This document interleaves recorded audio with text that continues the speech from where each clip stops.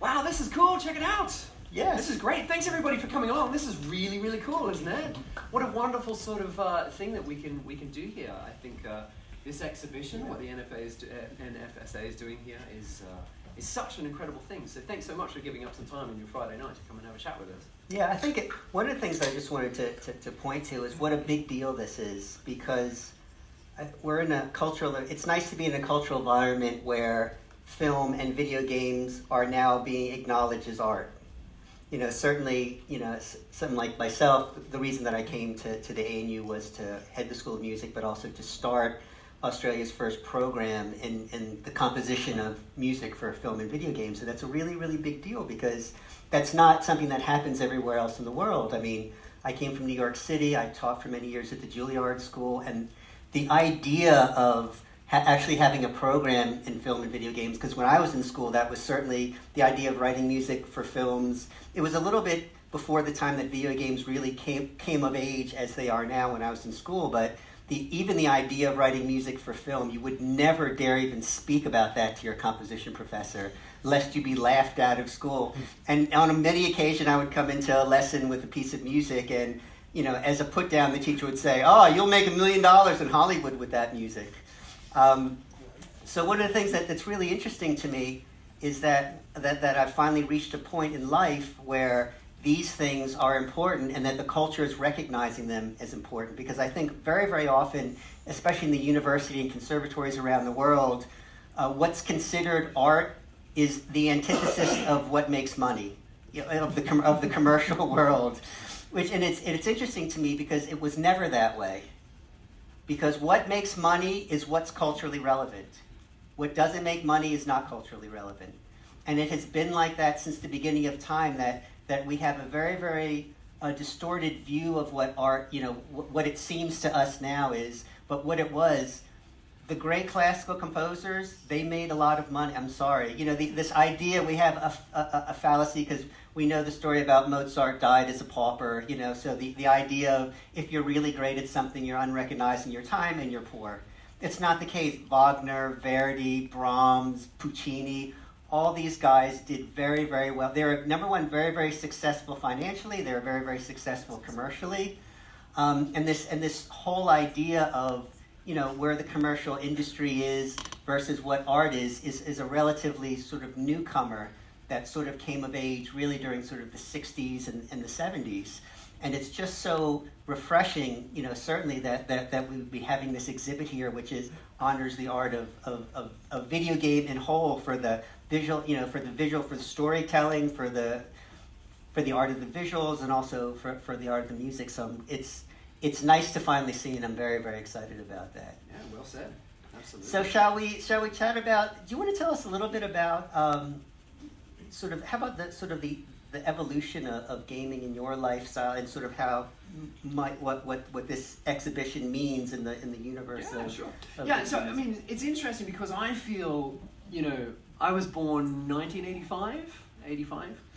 So for just me and that timing and that year, my sort of inevitable growing up, coming of age, was the same sort of coming of age of video games. And for me, I always felt that video games was, I mean, games are for everybody, don't get me wrong, but it's like that's very much the thing that I understood more so than film. Film now is 100 years old as an art form. Whereas games was very much the thing that I got excited about when I was a kid, you know, and I still get excited about now. I love film, don't get me wrong, but it was games that really drew me to it. And even at that age, before I'd found my musical calling, I had found a very fond interest in the music that was in these video games that I was playing when I was a kid, when I was 6 or 7. And I mean, I remember playing these games and my mother in the next room just absolutely gritting her teeth at the sound that was coming out of this television. Because then, I mean, this is Atari 2600, right? It sounded... And now she's saying, if you'd only paid more attention to the games, think how much money you could be making. And so, you know, when I was in high school, I really, you know, was introduced to this wonderful world of music. And I was introduced to that through a 6-string guitar, and it became my calling. It was the thing that I fully engrossed myself into and absorbed. Instead of paying attention in school, I was drawing guitars. I was playing my guitar in my head. I was writing music theory down instead of paying attention in English. That probably explains a lot now. And this was a very bizarre thing for me because I had not felt this before, and I understand now how much of a kind of a great privilege it is to find that calling in a way.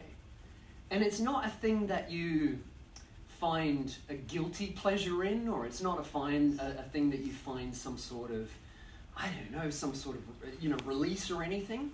It's an absolute obsession, It's a thing that you're absolutely obsessed with. And so I wanted to learn as much as I could about it at that time. And through my mother, who's English, and she grew up in England in the 60s, and went to Isle of Wight and saw Pink Floyd back in the 60s and things, which I can't even imagine what that must have been like, really.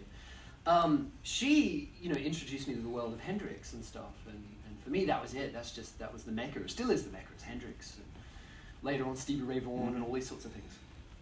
But anyway, to my great dismay, when I left school, nobody cared how well I played the guitar. Nobody cared. Like, it was not a thing. I could teach other people to play that instrument quite well, and I could play Brown Eyed Girl in a pub on a Friday night for a drunken punter, sure, who wanted to sing along something. But that was it. There really wasn't anything beyond that.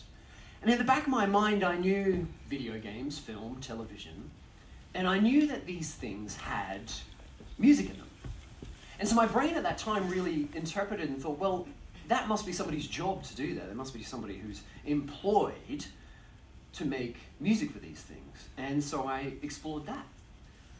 Understanding games a lot more than film, I gravitated toward games.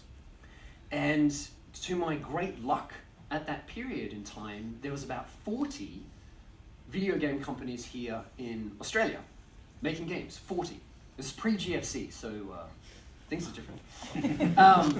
But anyway, what was happening is that they were making their games locally here, but they were hiring somebody overseas to do the music and the sound effects and things. And so I approached them. I started sending out these demo CDs with my music on them, and music that I'd been making at home on my computer or whatever, and saying to them, hey, I really love your work. I think it'd be great. I'd love to write some music for your games. And it took a while, but to my great surprise, they started sort of getting back to me, and very luckily, I ended up picking up a few jobs that way. So as we were saying before, that happened domestically first. I started working here in Australia, and that's pure luck. It was absolute pure luck at that stage. And what sort of games were coming out of Australia during that period? So there was a lot, yeah. So this is, we're just on the dawn of sort of Xbox PS2 at this stage. Mm-hmm. So I ended up getting a job at Pandemic Studios up in Brisbane as a sound designer there, and the first game I was working on was Destroy Humans, which I know you've had Gary Scheinman. Yeah, Gary. Yes. Yeah, Gary was here. So we knew Gary from that period, right?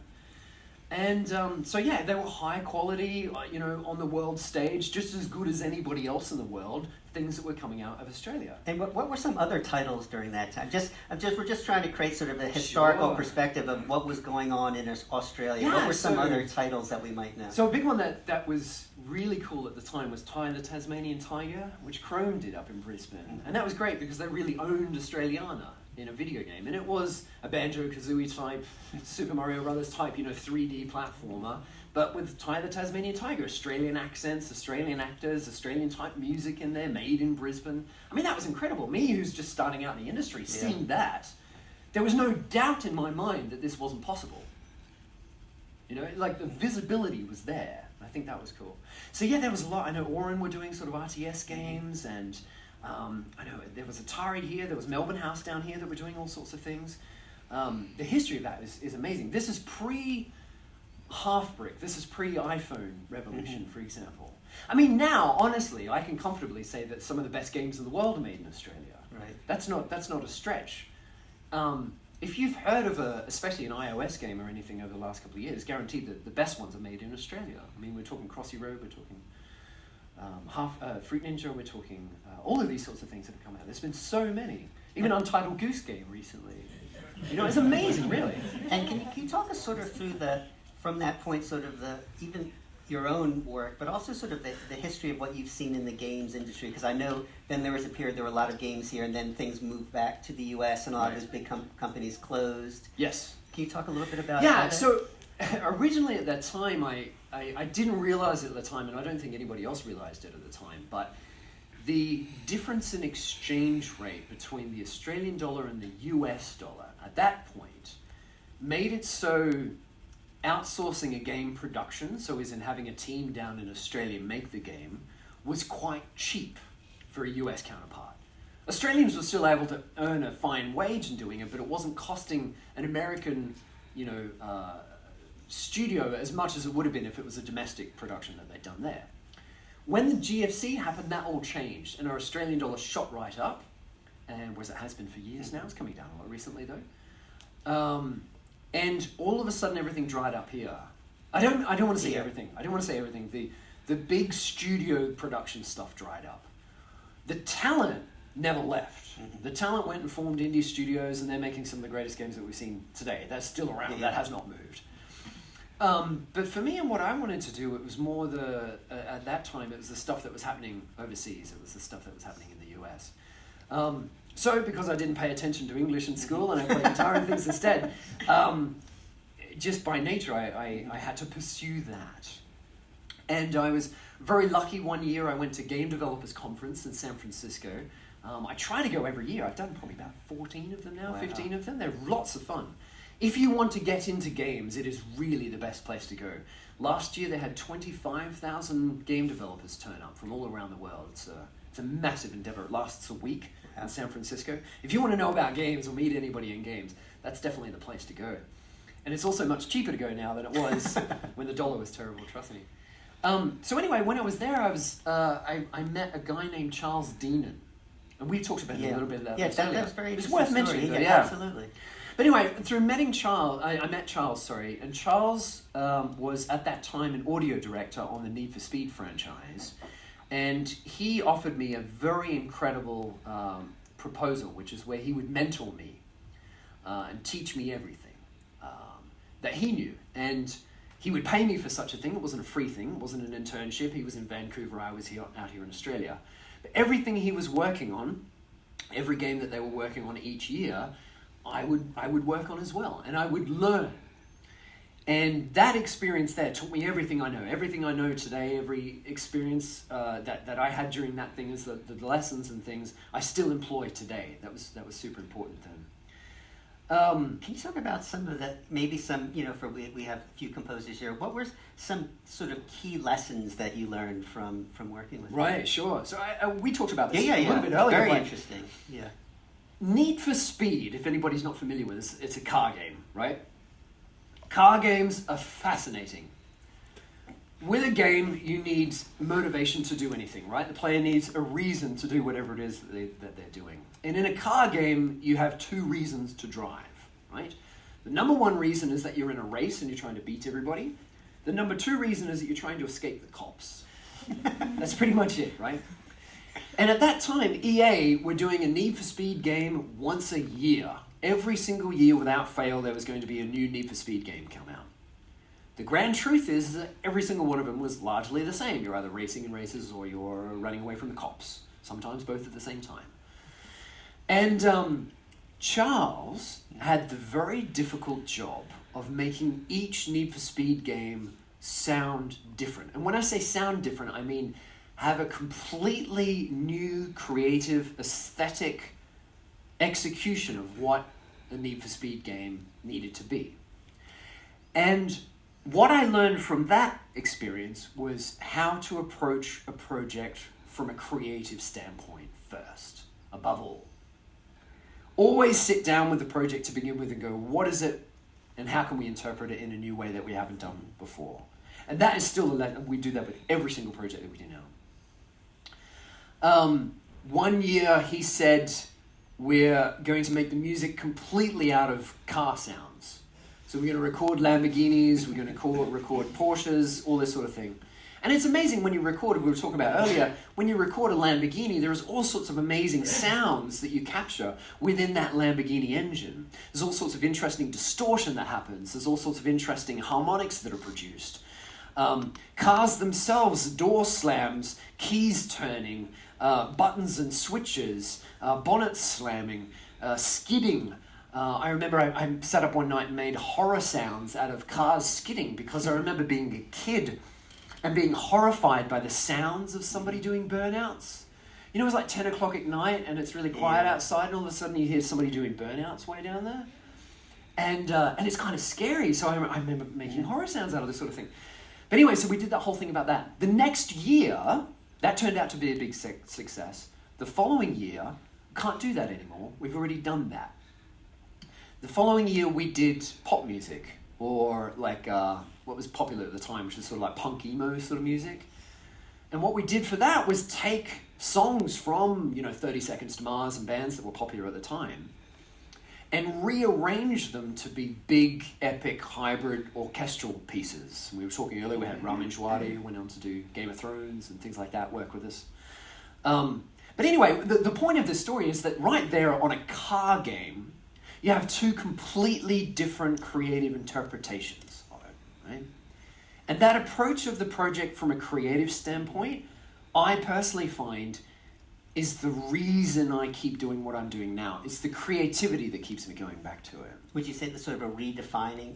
Could you talk a little bit about that? Sort of, because you said it earlier, and I thought that was very, very interesting about how sort of each game it's like a redefining of your vocabulary. Right.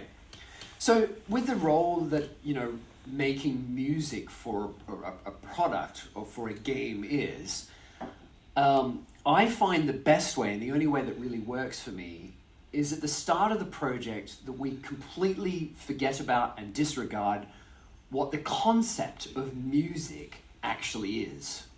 I know that sounds really pretentious, but try and hang with me a little bit here. So if we walk into a game and we try to do exactly what we've done in the past, we're going to end up in exactly the same place. Right? You're going to end up in that same spot. I did a talk a few years ago that was all based around this concept of if you want to end up somewhere different creatively, you have to change the journey in which you take to get there. You cannot take the same journey that you took last time and expect to end up somewhere different. The core concept of that is change the process, change the outcome, right? So when we start on a project, it's forget about music. Don't even think about music. Learn about the game and the people behind it. Who are they? Where are they in their life? What's the game about? Why are they making it? Aesthetically, what are they trying to do? Hang out with the artists. What are they looking at? What are they drawing? What are they writing? What are they dreaming about? What movies are they're watching? I'm not even talking about music at this point. We're not even thinking about it, right? Then as that process starts to come together, we start introducing elements of music. We start with things like tempo. How quick do we want the music to feel? We will sit there watching the game play just like this, probably not this moment right now, but although maybe, and I will sit there literally with a metronome and try and capture the pace of the game in a way. And we start there, tempo, From that, we'll start looking at like what's going on the screen here. We've got some, it's going to change right now. But we'll look, okay, so this is some sort of fond story between two beings there that are at opposites. We had a robot and a fox or something, right? So instantly we have a paradox, a robot and a fox having some sort of relationship with each other. We'll look at what that means and how that can be interpreted musically. What sort of feelings do we want that to be? Right? And then at that point, we can finally start dipping into our knowledge of music and start pulling threads out to build the music from at that point. But no, we never start a project and say, okay, let's do metal for this, or let's do hip hop for this, or let's do a jazz soundtrack. So it never comes down that we love what you did on Doom. We want that kind of heavy metal guitar thing. We got this new game. Sometimes it does. Honestly, sometimes it does. And then we have this conversation, right, where you're like, dude, let's just. And I say, I can give you that. Mm-hmm. I can give you the same result that we got there, but it's not going to suit you.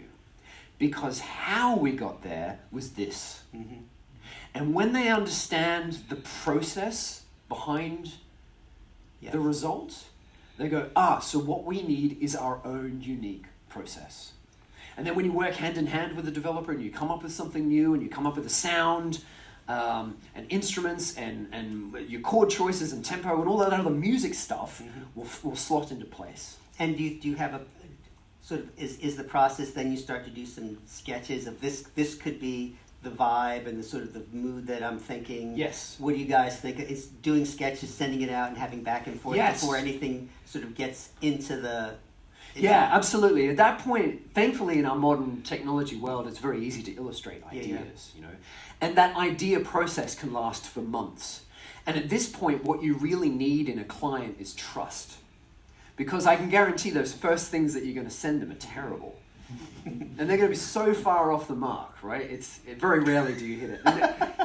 And actually, it's often so bad that I get nervous if they say the first iterations are good. Right. Because then that means that I happened onto it by chance and not intention. Yeah. And if I've happened it onto chance, then I'm a fraud in that situation. Do you know what I mean? Or a genius. No, because what happens then? They say, right, here's a contract, we need 60 minutes of that by Wednesday. And you're like, oh, hang on, that was actually an accident. I'm not sure actually how we got to that stage. Yeah. I need to know in myself what that actually And then how long would this process, step us through that, how long does that process take? Where's the sort of the back and forth, and then there's the, yes, collectively this is what we're looking for, we love those demos, and then we need it all done by this date. Sure. Step us through all that, stages. There's obviously multiple stages to any project, you know, of course, but a lot of these, believe it or not, start late night conversations, usually in a bar at GDC, 3 o'clock in the morning, and somebody across the table saying, you know what, I've always wanted to do this. And then I go, you know what, that's a cool concept. Oh, you know, that would inspire this idea, you know, or this sort of thing. Wouldn't that be cool? 10 years later, you might be making that thing. You know, it might take that long to get that project off the ground at this point. To get Doom, it was a 10-year process to get on Doom. It was a long time, very long time to get on Doom, yeah. So anyway, once you start on the project itself, often my first goal is to try and whittle this entire massive thing that is this big project down to a single core concept. Right. And that process can take a while. That can take weeks. That can take months. And that's there sitting there going, what is it? What's the essence of it? What's the most thing? Like if you were going to try and the elevator pitch, you know, how do you summarize the emotion of it? So some examples were that Doom is a horror movie made by demons.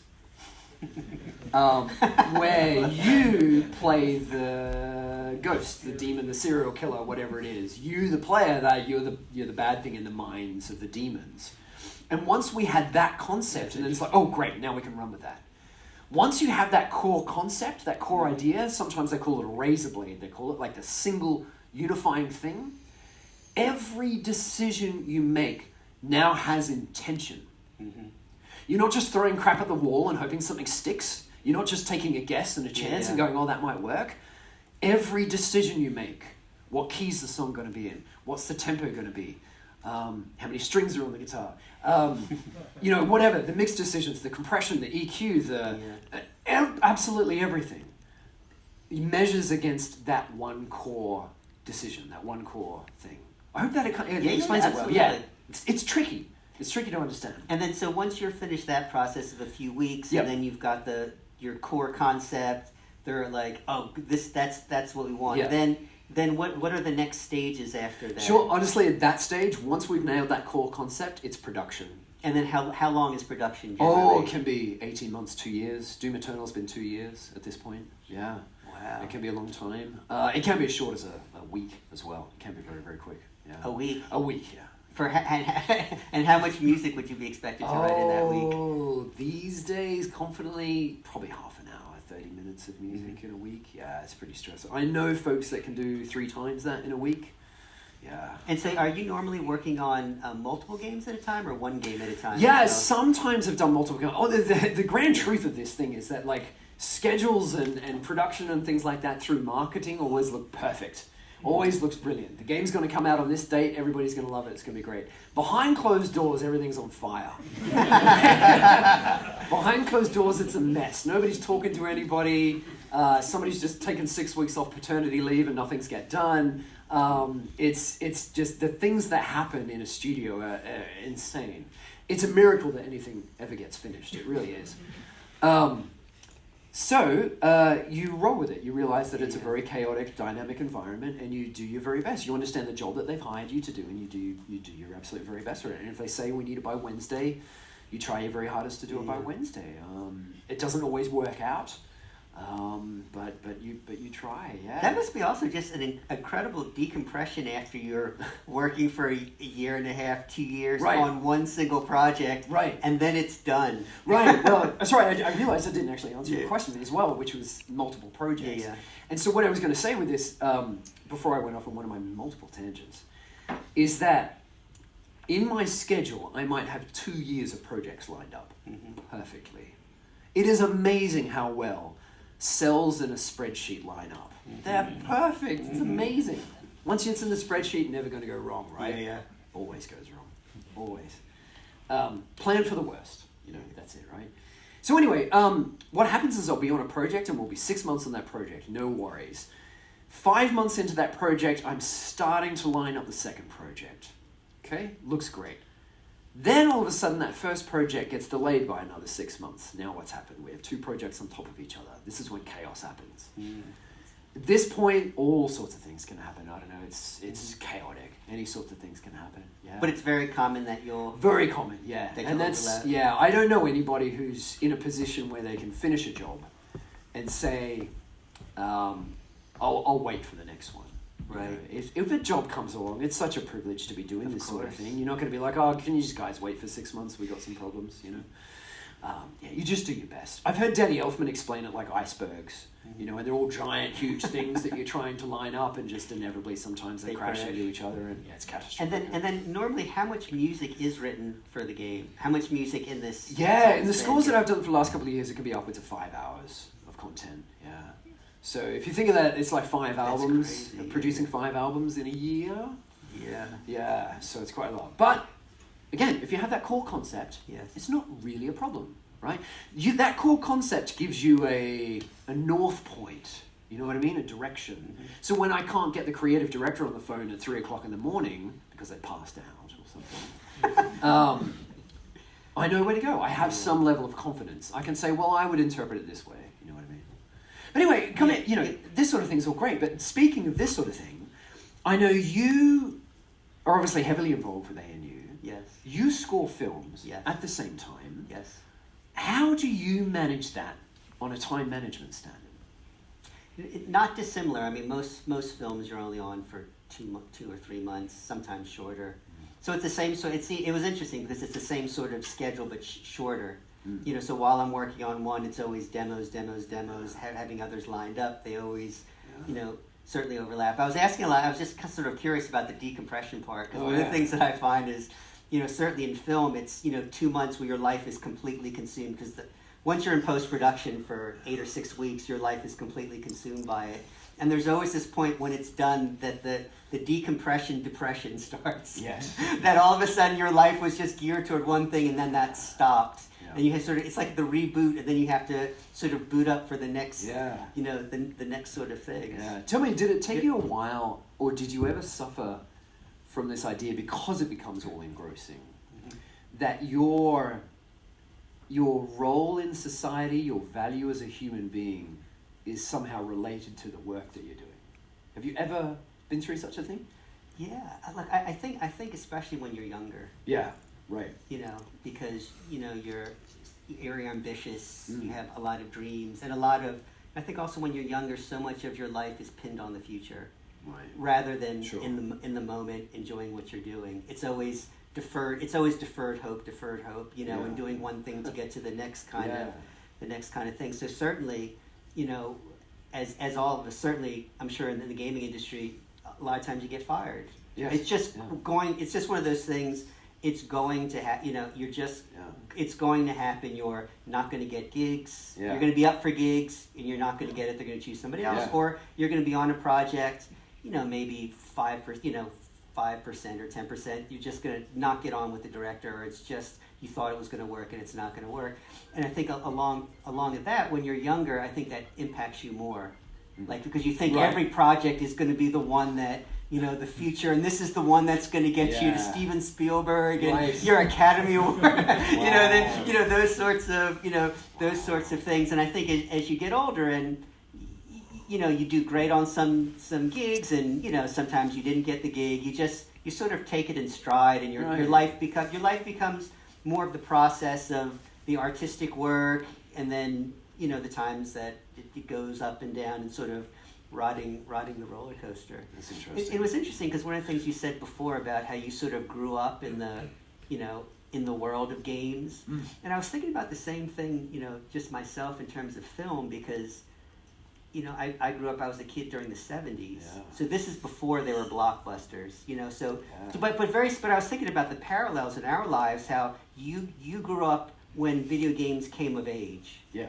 I did not grow up when video games. I grew up when films came of age in a way that, when I was a kid, this is the beginning of Steven Spielberg. This is, as a kid seeing Star Wars the first Star Wars in the movie theater, seeing Aliens, seeing, Indiana Jones, E.T., Schindler's List. Later, but all those movies in the theater as a kid. This is before Spielberg was famous or George Lucas was famous. Sure. So it was sort of. I was thinking a lot about just how our world in relationship to our art was formed at certain historical and cultural periods. That, as much as certainly I played video games, but that was really when we're you're playing Pac-Man and you're playing what was that little Aliens one with the Space Invaders, and you know what I mean. So I was not the gaming consoles and things didn't come till I was Doom. It was funny that you worked on Doom because Doom was the last video game I was addicted to. Oh, the original Doom? Yes, the very, very first Doom. It ran on your computer, and I was a student at the Juilliard School, and how guilty you felt. Number one, you can't imagine, because it was such a privilege to be there, and everybody is practicing 24 hours a day, and you're shamefully in your room playing Doom while you can hear people practicing in the practice rooms. So what happened? I just was so I was just shamed out of the world. I was like, I have to stop. I deleted it from my computer. But there's certainly something about the cultural environment that you grew up in. And the kind of medium having a resonance for you, like the world of. I certainly like video games. I've done some video game music, but it was interesting to see the way that it calls to you. Right. Like you're just the whole universe of it is resonant with you. And it was interesting because I was thinking about myself in the world of film, and it was the era of Scorsese and. All those great directors of the '70s when it came of age, and there's just something about film that I just love everything about it. Just like because you were talking about loving everything. Yeah, no, for sure. I think using the terminology is going to be so tricky, right? But even using the word calling sort of gives it some sort of romanticized analogy in a way. But even that's not really kind of what I mean by that. It's more like an understanding. Yeah. Even Star Wars to me, even when I was a kid, felt like it was my older sister's generation or something like that. It's great. I can appreciate it now, and gosh, it blows my mind now. But certainly when you're a kid, sort of trying to express yourself and find your own way, I think you're calling, I guess, is maybe a terminology, but it's more like that interest. Yeah, it's like you have to because I go to the movies. I would go to the movies multiple times a week. Yeah. Constantly. I'm constantly, if I'm not writing music for movies and I'm not teaching, I'm watching. Before I got here, I was watching movies. Sure.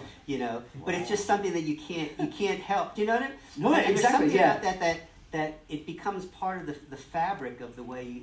Yeah. It becomes part of the fabric of the way that your artistry is expressed. Sure. Yeah. Because there's something. Because I also write a lot of classical music, but there's something about the film music and music's relationship to the visual image that is so captivating, captivating. Yeah. And could you talk about that for that is honestly in terms of the gaming? Sure. I think that honestly is aside from whatever medium it might be that you're working on, it's the beauty of storytelling. Yes. And that's the core essence there. And that's the same whether it's film, television, movies, whatever it might be. Even concept album or an Yeah. opera or whatever. It is storytelling. And that's what I feel we're doing now, is just telling modern operas. It's the same thing, And I think that the key success... Oh, gosh, this is going to be pretentious as hell, but... Sorry, I'm so not like this, but... I think if you think of any really well-known piece of art... Now, I'm not talking just about a painting, right? Any art form, no matter what it might be. I would hazard a guess that it has an attachment to some higher meaning, purpose, memory, emotion, or whatever that is to you. Yeah. Do you know what I mean? So hearing that Star Wars theme, you are going to be transported back to you going and seeing that, right? The same when I hear certain video game cues, I'm instantly transported back then. And I honestly say that my music or the stuff that I do is not great. It really isn't. There are so many better people out there that write so much better music than I do. I'm in the very privileged position that my music becomes attached to something greater. Yeah. And it honestly piggybacks on that. Yeah. That's the truth. And I think if you want to make a career out of music these days, or any art form, the key really is finding some sort of other thing to attach it to. Does that make sense at all? Yeah, it's right. I feel the same thing, because that's also the thing that was the allure of film. Right. Is I love being part of the bigger thing, and it's also, I think, for me, it's also a deeper experience when music is associated and tailor-made to the visual experience. Yes. Rather than just I mean, you must feel the same. I'm sure you played in bands, you wrote songs, and it's different when this is a song I wrote, and you know what I mean. You play that versus then. Yes. Actually, could you talk a little bit? Yeah, about I mean, those differences of playing music live versus this. You're playing your music that you've written live or recording it versus the kind of music that you write for games. Yeah, I mean, that's an interesting question. Yeah. I mean, obviously, and it very much relates to the previous point. There's a lot of evidence these days that points towards the fact that we are biologically wired to tell stories. Yeah. We've gotten to the point in the human race that we have because of our ability to tell stories. Ken, I went for a walk over there to look for some water. I didn't find any water. You understand that. It's not so much of a stretch to say that that's very difficult for animals to do. Mm-hmm. Okay? So we are biologically wired, and our success is dependent on our ability to tell stories to each other. And somehow, I'm not sure how, I just understand it being a human being like all of us here, tying art to those stories seems to give it more gravity. So much of traditional Aboriginal Australian songs were about telling a story of the environment or some higher deity or something important or something. There was a storytelling aspect to that art form of music. It wasn't just sharing stories amongst each other, it was let's create a song that kind of, carries that story through. It's interesting you say that, because I think a lot about archetypes. I mean, certainly, I had a deep interest in psychology, and I studied psychology as an undergrad. My father was a psychologist, and I studied psychology as an undergraduate. But a very specific, I was very much interested in the work of Carl Jung, who... There's two theories of, this is short but important to what we're talking about, the two important views of the unconscious. Freud's view of the unconscious, which it's just all your repressed memories and the things that were inhibited by society just gets pushed in there, and all the bad traumatic experiences, that's what your unconscious is. Jung said that's only part of it, but there's something called the collective unconscious, which is the shared mythology of all cultures, which is there's archetypes for mother, father, hero, the transformation, that these archetypes are pre-existing mental faculties that when you're born you're looking for your mother and you're looking for a father figure already. It's not those particular people that are there, but the idea of all mythology is the journey of life, which is the transformation of the hero figure, and all the mythological symbolism. That I think that's the thing in the storytelling, because it says something collectively about our own unconscious and our own journey. And I think there's something about music's relationship to that sort of is very, very resonant with these archetypes because the mythology of all cultures is basically the same story. Right, sure. You know, the hero's journey, Right. and we keep retelling that We story. found that somehow, yeah. We keep telling it because that's also the story of our own lives in Sure. our own personal way. Yeah, it resonates. Yeah. Does it resonate? Yeah. So there's something about the idea, the archetypal idea of the relationship of. Yeah. And also, I think we're in a really unique position where we can get larger sensory experiences from art. Yes. You know, even thinking back at first where it was just singing in church before instruments were invented. Right. You know what I mean? Then there was the Yep. orchestra, which was a larger aesthetic experience, and then there was the birth of opera. Yep, sure. There was the birth of opera. Then there was the birth of grand opera, which was all fancy stage things. Sure. Wagner and Verdi. And then came film. Then come video games. It becomes large. It becomes more immersive experiences. Yeah, and actually, which is very interesting. That ties in really well to the question that you did ask too, which Yeah. is like performing in this sort of thing as well. Music's really fascinating because for a long time, only up until recently, music was a shared experience. Yeah. I mean, it could be solitary if you're practicing an instrument and things. Of course, there's that aspect to it. But traditionally, you would go see people perform music. You would sing along in church. You would be sung to, be dancing around the campfire, or whatever it might have been. It's a shared experience. And music now is kind of gravitating into more of an individualistic that's interesting. thing, which is quite fascinating for other things. Do you think it's still? Do you think it's individualist, or do you think now that we have have the? But you're onto something very interesting, which is you are doing it in isolation in a way that they didn't do it in isolation previously. Yes. But the platforms for dissemination are larger, so we're in this weird. Right. Do you know what I mean? I'm actually Yeah. going to take it one step further Yeah. and say that people are now drawn to music in an isolated experience Yeah. to feel like they're part of something else. That's So interesting. you might be standing on a busy street corner in a city and nobody knows you, you're completely anonymous. Yeah. But you might be enjoying the same song that you know that somebody else is enjoying or that somebody wrote for you. It's a connection aspect. Yeah. Do you know what I mean? So Totally. it's one step further. Well, I noticed that just when you see people in a crowd when you just walk and you're in the mall or something, there's tons of people there and everybody's on their cell phones. Yeah. So there's a weird isolation and connection because they are being connected in a weird way, just not with you. Yeah. They're connecting to the people they want to be with, not us. Yes. Well, you know what I mean? yeah. But it's just a very interesting. No, I cultural think thing. is it one of Seth Godin's novels talks about in the future, so 100 years from now, 200 years from now, people will not look at this period in time as the tech revolution. People will instead look at this time as a psychological change, a grand psychological change. Your ability to recall information is useless now because all the information in the world is in my pocket on a phone. That's interesting. I don't need to remember scales anymore. I can just recall a scale whatever I want. I don't need to connect to human beings around me because I can jump on social media and do that. I'm not saying this me personally. Yeah. I think it's all bullshit, but well, it's just different. That's the thing. It's just changing. And his argument is that in the future, this is going to be such a drastic psychological change to humans that we won't look at it like a technology change. It's changing Our culture, our psyche, the way we approach things.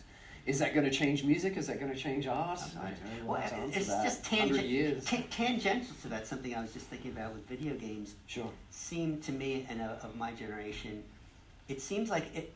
Going back to the storytelling aspects of filmmaking, and the thing that's so interesting about modern games is that you're now participating in the story. In a way, it's still in film, you're still observing the story, which is wonderful. Certainly I think film and video games are the sort of art of the future. Yeah. But it's very interesting that video games coming from film is now you're participating in the you are the hero. You're not going to Star Wars and you're watching Luke Skywalker. You get to be Luke Skywalker, and that's such a really powerful experiential thing that in some ways I stay away from modern video games because I'm so easily addicted that all I want to do was But the idea of storytelling where you are the participant in the stories, yes, and that's to me that's one of the really big deals about video games. It's not just you enjoy it, sure, but you are in the story now. But it's bigger than that too, yeah. Because everybody's story is different, and that's every time you play the game, it's going to be different. Everybody's interpretation of that's different. Of course, we can all watch the same movie and get a different conclusion from it. Sure, I can totally get that. But yes, very much so. As the game, you were the participant. You were there. We should ask questions. We should get questions. Sure, absolutely. Yes. We're getting a little time. Questions.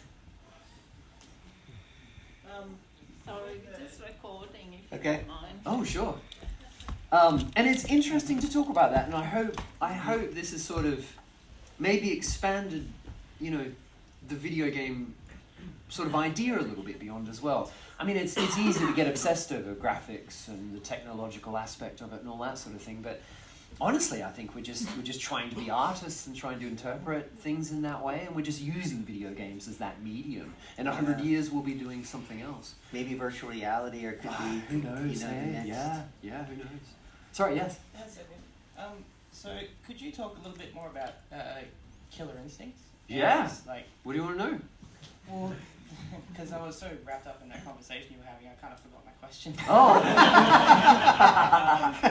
But it was when you were talking about like the process that you went through to define what it was that was keeping everything together. Sure, yeah. So no, that's a really good question actually, because Killer Instinct was a really good example of that. That's where I first heard about you. Oh, cool. That's awesome. The Yeah, no, instinct appreciate that. Thank drew me you. away. Oh, cool. Thank you. So yeah, Killer Instinct's a fighting game. One player versus another player. They push buttons until the other one dies. Standard video game practice, really. And it was a remake of a game that I played when I was a kid to death. Killer Instinct. It was originally an arcade game. Oh, what actually. game was it called? Killer Instinct. Yeah, it was Killer Instinct. Yeah. And so when it came time to sort of jump in and remake or reboot or whatever the term is these days, Killer Instinct. Originally, we sat down because the first game had each piece of music was tied to a character, and in a fighting game, characters are everything, and designers will spend a long time defining each individual character. It's the characters that are the most important thing, not the settings, not the story, none of that sort of stuff. It is the characters. And Killer Instinct had really crazy characters. One was like a huge saber-toothed tiger type creature that had been, like a Jekyll and Hyde type thing. One was an American boxer. One was a guy on fire. One was a robot, a killer robot. One's a skeleton, like a old Jason and the Argonauts type skeleton, right? We had a Japanese ghost who was horrible. We had all sorts of things. So anyway, it's characters. It's like a I don't know what the term is, but it's like a whole bunch of crazy characters all coming together to beat the crap out of each other. That's a fighting game, right? So with this one, it was really important that each piece of music was tied to a character. Not just general music for Killer Instinct. Every single song was basically a theme for that character. So the skeleton had his character, the guy on fire had his theme, the Japanese ghost had her theme, etc. And from a creative exercise, that's a dream. Because literally it was seasonal, so each month a new character came out.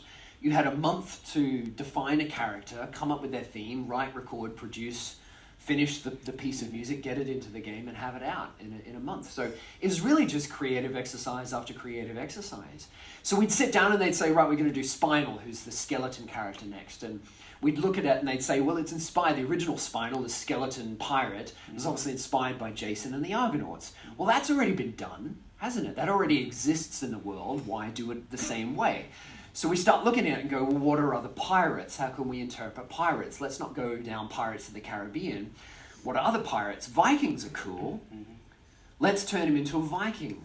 What are Vikings? Well, Vikings are Scandinavian. Let's do that. What's Vikings in modern era? Well, it's very heavy metal, isn't it? I mean, there's a lot of evidence that says that heavy metal sort of had its roots in Scandinavian culture. If you look at paganism and things, it's metal as whatever. So let's put together a choir of Viking Swedish singers, and they can chant this sort of metal theme for this this character. Let's go a step further. The percussion, let's make that out of bones. I tracked down through a source a Tibetan kangling, which is a Tibetan death horn. It's made out of a human femur. It still has the joint on it, and that's where one hole is, and the other hole is down the other end of the femur. And you put that in your mouth? You put that in your mouth, yeah. I disinfected it beforehand. But hey, what's more metal than like a leg bone flute for a skeleton character, right? And this is it. We've got a month to do this. Let's just pour all of this stuff into it. What's metal? For me, the first metal was brass instruments. Right? If you listen to like overblown brass, horns, trombones, that's distorted bass guitar. That's distorted things, right? What's the biggest, gnarliest sort of brass instrument we can find? We said cymbals. Yeah. Found one of those players. We recorded that sort of thing. So yeah, it's just exercise. Done, finished. Move on to the next one. Japanese ghost. Let's find a Japanese singer. Let's do the whole thing in Japanese. Let's make a ghost story. Let's set it like a John Carpenter thing, because it's kind of like an 80s concept, a ghost story that runs around killing people. So we'll give it some sort of 80s vibe. All these sorts of things. Yeah, endless creative exercises. Very fond memories of that project, for sure. I don't know if that answers your question, but it was fun to talk about. That was good. Yeah, cool. Awesome. Who else? Yeah, questions? Yeah. Oh, yeah. Thank you. Yeah, no worries. Yeah, lots of fun. Worked with great hip-hop artists through the Boxer. Worked with... we had a Native American character in the game named Thunder, and we got to work with this wonderful tribe who designed him as like a sort of war paint and war traditional war dress and things. And we went out into a ranch in Idaho, out in the middle of nowhere, and recorded one of the guys who was representative of this tribe, and him performing with these drums and vocals and things, completely out in nature. You have these Mustangs in the background. Over there's a giant waterfall. There's a 1,200 meter cliff face and things, and there's Mustangs in the background, and he's banging on his drum, singing his thing. We recorded all that. That became part of it. It's all in traditional language. Just endless creative exercises, all sorts of wonderful things. Anyway, sorry, yes? And no dramas. You previously mentioned how you find it as a privilege to attach your work to what you call greater works. But for yourself in particular, people have been detaching your music from those works. Well, let's be honest, and I will be honest. That Doom soundtrack released on its own, nobody would care. If I threw those MP3s up on SoundCloud, nobody would give a shit. I mean, honestly, there is so much music out there these days. What's the current statistics on YouTube? Something like 300 hours uploaded every second.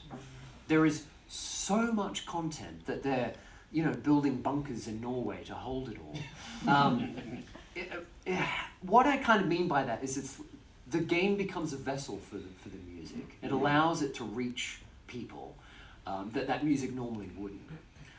I very much these days make it a practice to sit down and listen to an hour of music that I've never heard before each day. That's a practice of mine, but it has to be an intentional practice because you don't otherwise. You just don't, I know people that have been listening to the same songs now for 20 years, Yeah, and things. So it's very difficult these days to kind of get your stuff out there. So that's one way of it. I appreciate the comment. Thank you very much, but... in my own honest grand truth, I know if I just put that, 1 fret 6/8 riff up on SoundCloud, nobody would care. The moment it becomes attached to a level in Doom, in a video game, people make memes about it. The next bit that's worth mentioning about that is that when you create your song and you finish it and you release it out into the world, it's not yours anymore. It's done. Your role in that story is finished at that point. From there, it is how that is interpreted by the world. And if the world takes that music and Doom fans love it and they make memes about it and they still, carry on about it 3 years later, I had nothing to do with that. That's nothing to do with me. Yeah. I mean, your intention is to do the best every job, of course. You're going to do the best you can. But I'd be doing my best, attempting to, every time, regardless. It's up to the fans. Awesome. We have time for one more question. Pax. Yes. Was that thanks. this year? No, I've been to all of them and saw you every time that you... Oh, did you? Oh, that's Yes. amazing. Cool. Yeah. Were you in the audience when we recorded one of the Killer Instinct tracks? That was the beginning of my question, yes. And so we did some crowdsourced Yep. wishing sounds. Did it ever make it into the Yeah, it's film? in Thunder's theme. Fantastic. I got in a lot of trouble for that. But my actual question sort of dovetails into this one. So you mentioned your mother grinding her teeth at the very beginning there, and I've got an opposite mother story. So she will, in the past, she'll often ask me to turn up music. So like say if we're listening to The Sims or Monkey Island, there is music that is disconnected from the work that it was created for. And the audience that music finds is people that have no interest and no relationship to games whatsoever.